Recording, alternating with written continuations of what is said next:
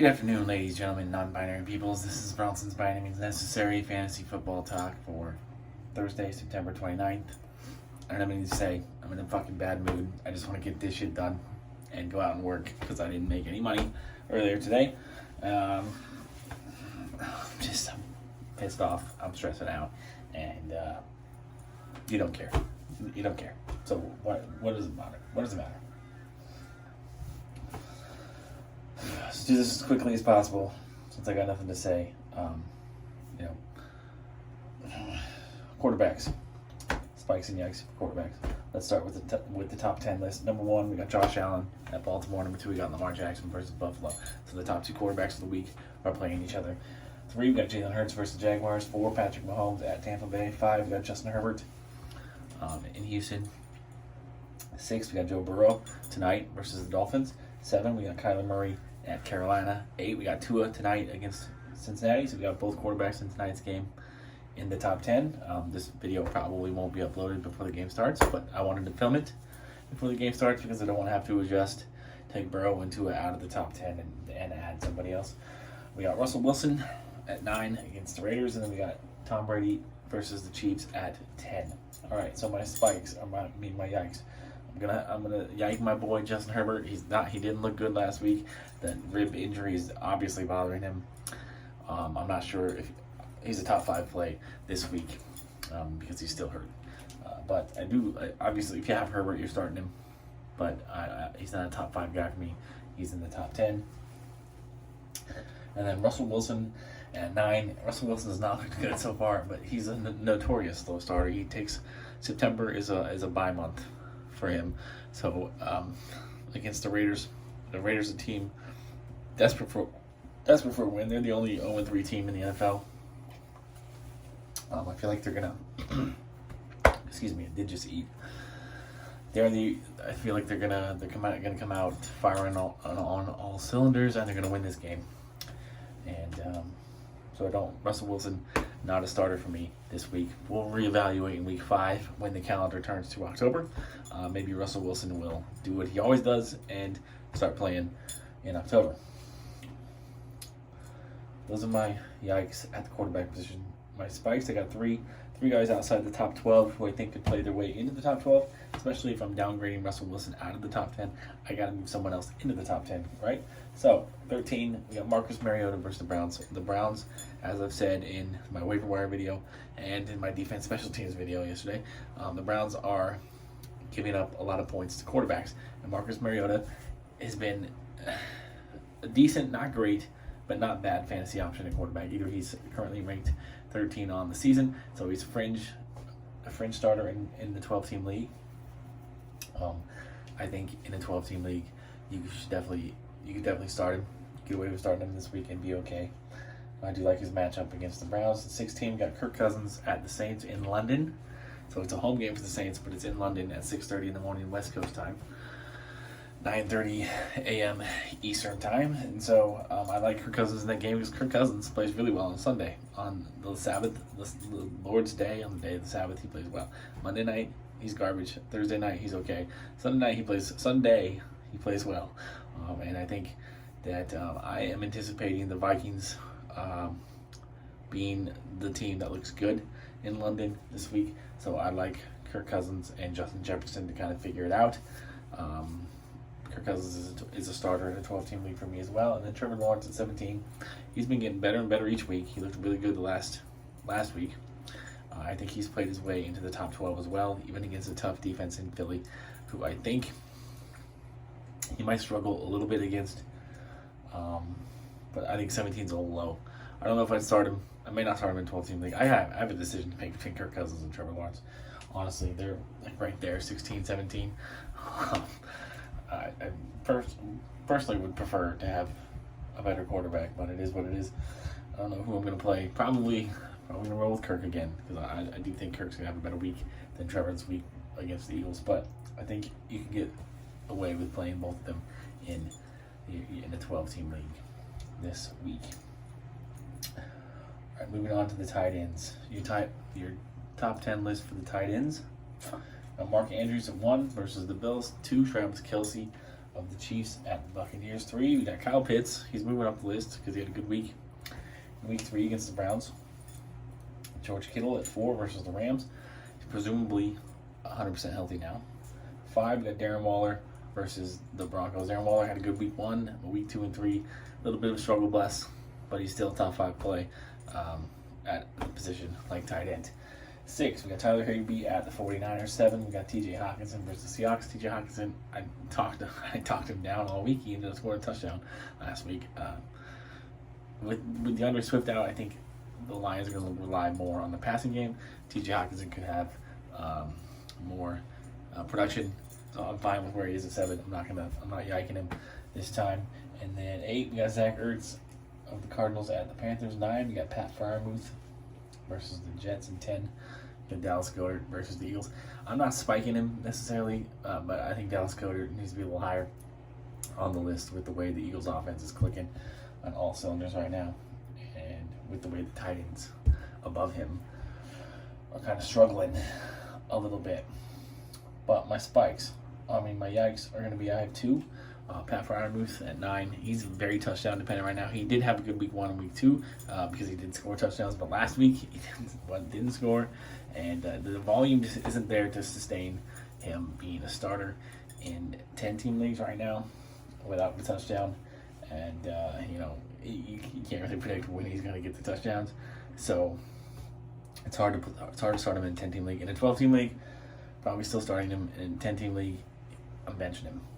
And then my other yike is a guy outside the top 10, but I'm going a little deeper this week because I kind of like the top 10 list for tight ends this week. No real problems there except for Freiermuth. David Njoku at 11. It's hard to trust him. I know he had a big week 3, but the Falcons' defense is decent.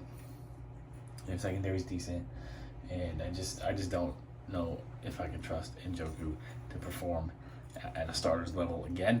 I did pick up Njoku because there's one league I need a tight end bad. Hunter Henry was not panning out, and who else did I have started the season with? Cole Kmet. Yeah, I had Kmet and Hunter Henry. They were both trash. I had to move on from both.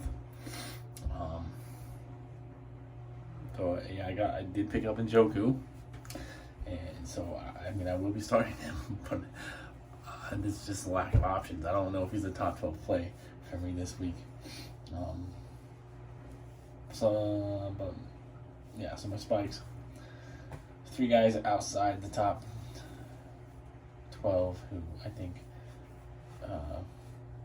maybe not necessarily starting them because maybe they're not even worth talking about. But one of them, Tyler Conklin at 12. Tyler Conklin's the top 3 tight end so far this year, and so it's hard to not start him at this point, even though Zach Wilson is supposed to start for the Jets again this week.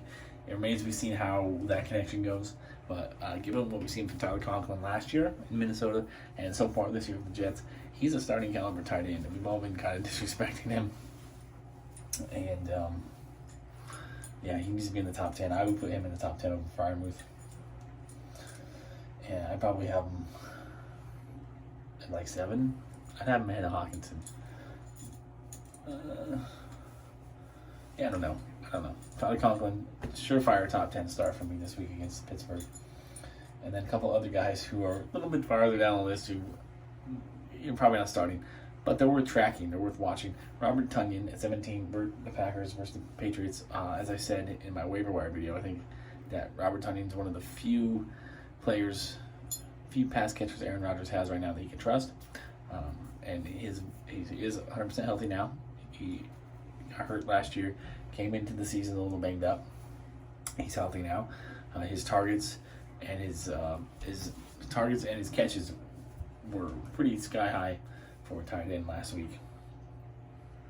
Didn't do much with them, didn't score touchdowns. That's what we kind of forgot. But I think it's pretty clear to me that I think Tunyan's going to be a reliable option for most of the season until these young wide receivers get some consistency and some experience. Robert Tunyan's going to be a safety valve for Aaron Rodgers. And so I totally understand if you don't start him, but he's probably worth having on your roster as a tight end too, in case some of these guys like Njoku, or Conklin, or George Kittle gets hurt again.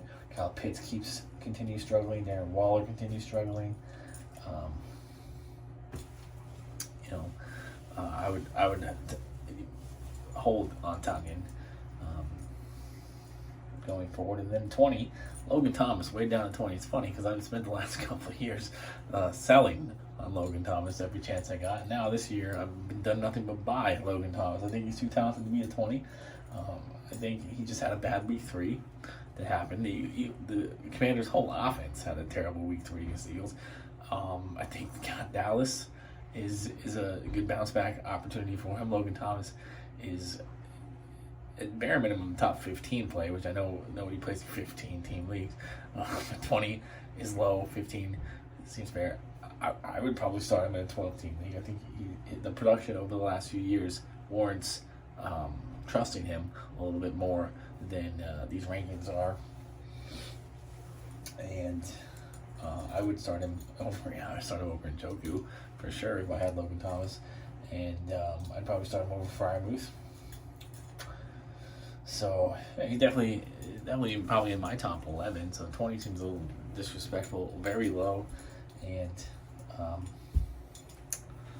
if Logan Thomas has a bad week again this week, then maybe we can reevaluate where he should truly be ranked. Maybe he'll start selling on Logan Thomas again.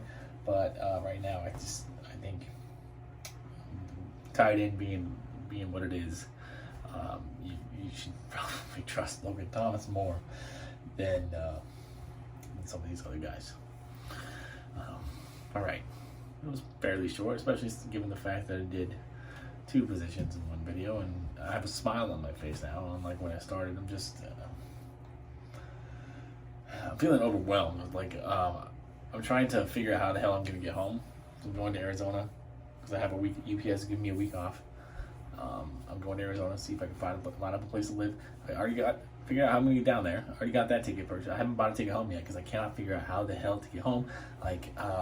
There's a couple of decent options. I'd have to fly from Phoenix to Tri-Cities or Phoenix to Medford. I can't figure out how the hell to get home from there because I don't want to. I'm trying to get home early enough Sunday so I can work, get some money, because the only day next week I'm going to be making any money is Monday before I leave. So I want to get home Sunday as soon as possible on Sunday and make as much money as I can on Sunday so I can have a semi-decent check to live on for a week.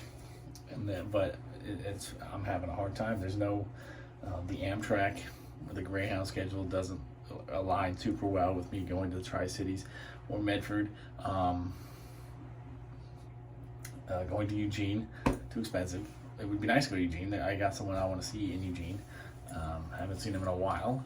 It'd be nice to see them, but if I go to Eugene, I'm gonna be hanging out with them all day, and I'm not gonna get home to work. It's just overwhelming. And then I still still trying to plan my trip to Minneapolis to find catch a Vikings game, figure out where I'm gonna stay, buy the tickets for that before they get too expensive. There's a concert coming up I want to go to, and then this whole situation with the IRS and them not taking my money is just driving me crazy. It's been a rough couple of days.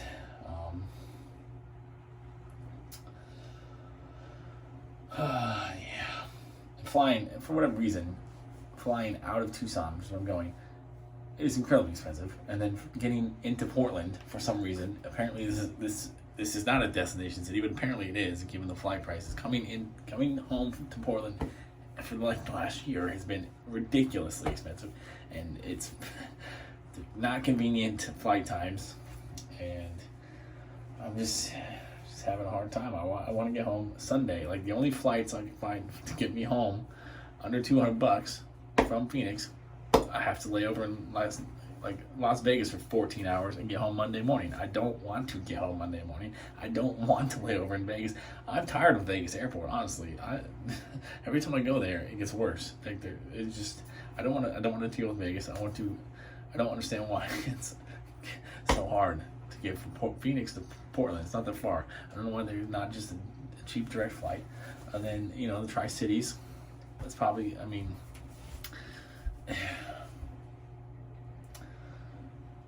flying in the Tri-Cities or flying in Medford, I have to leave Phoenix pretty early in the morning. There is a bus, like it's called the Flix bus from Tucson to Phoenix that leaves at 5 a.m. Gets me to Phoenix at 6:45. So early, semi-early, but my flight to Medford leaves at 7:15. 6:45, it's only a half hour. I can get through TSA pretty quickly. I'm not super concerned, but like half hour, that's usually when I don't know. It's a little stressful. If I had a little bit more time, like 15 more minutes even, I'd probably go for that one. And then Tri-Cities leaves at 6:50. I'm not gonna make that one unless I catch. There's a Greyhound from Tucson that leaves at like 10:30 p.m. Saturday night, and I would get to Phoenix at like 1:30 a.m. So I could just hang out, I guess, in Phoenix at the airport for a few hours. There's just nothing's convenient about it, and it's driving me nuts. But I'll figure it out. I have to find something. I have to find a way to get home. I'm trying every. I'm looking everywhere. I'm trying every little airport I can think of, every major airport I can think of to transfer, layover. It's gonna be cheap, and it's cheap to get to like Vegas, cheap to get to Denver, it's cheap to get to all these cities. But then flying from that city to Portland is ridiculous. Flying from anywhere to Portland is ridiculous. I don't get it. It's pissing me off. But I'm gonna end this because I need to go. I'm gonna go out and work a little bit for an hour or so before the game starts, because I do want to watch this game tonight. I'm really excited for this game. And I want to get this uploaded before the game starts as well. So the sooner I end it and get it started, the sooner that can happen, right? So peace, love, and nacho fries. Good luck. I'll get to wide receivers and running backs tomorrow or Saturday or something. And yeah, have a good day.